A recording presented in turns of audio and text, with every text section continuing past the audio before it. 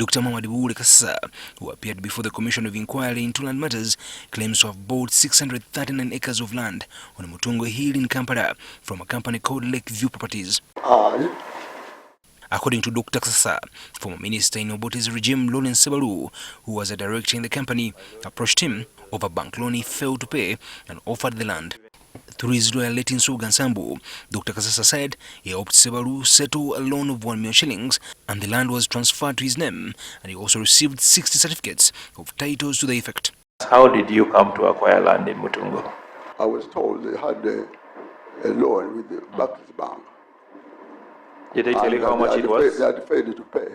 Did they tell you how much it was? Did they tell you how much it was? I think it was either 100. I think it was 100. It was 100.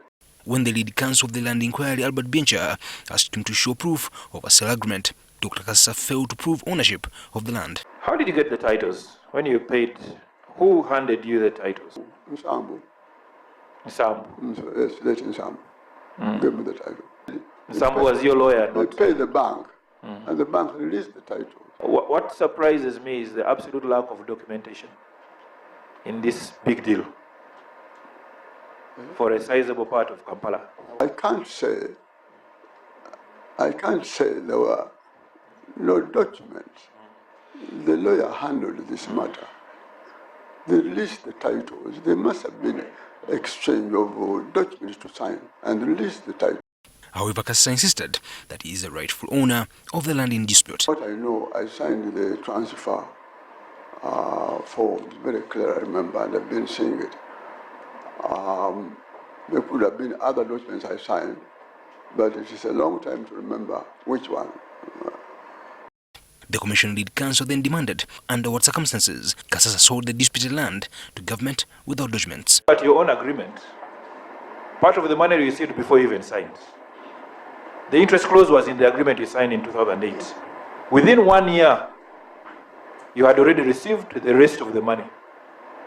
I showed you the documents. 2.4 billion. So it is impossible. On Tuesday, Prince David Wasaj of Buganda Kingdom questioned Kasasa's claim to the land he says he was owned by his late father, Kabaka Edward Mutesa II. The land is a subject of compensation worth over 10 billion shillings.